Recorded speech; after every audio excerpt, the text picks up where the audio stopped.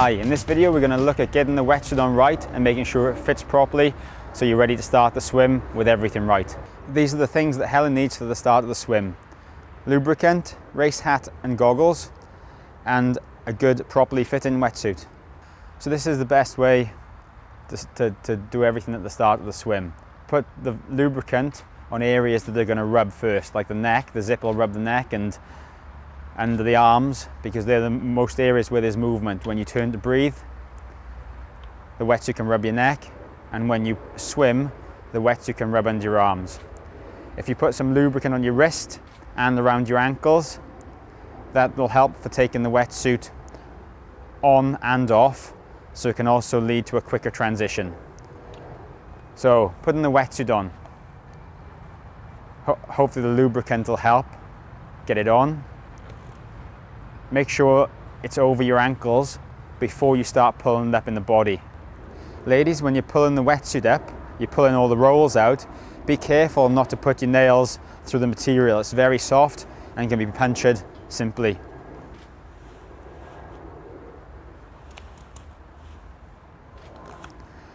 Once both feet are through the wetsuit, then pull the wetsuit up as high as you can and make sure the legs are up nice and tight in the crotch area before you start putting the rest of the body up.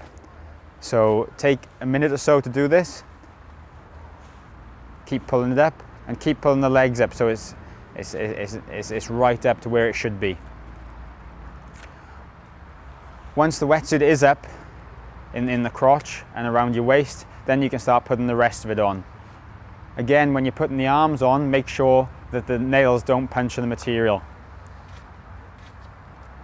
Pull the arms up similar to the legs, so that all the rolls are out, the underarms are fitting properly, and you've got no loose material hanging around, and everything is fitting nice and snug, and nothing will be too tight and restrictive then when you do get in the water.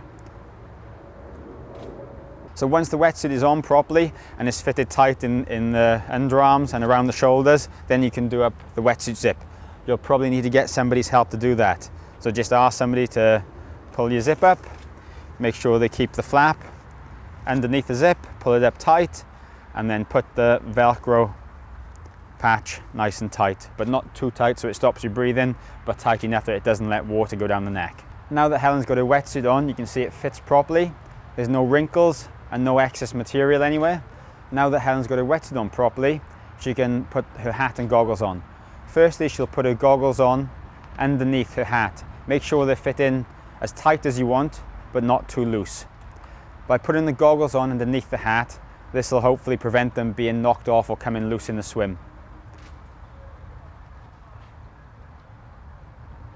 So those are our hints and tips for getting the wetsuit on in the correct way for the swim of the triathlon.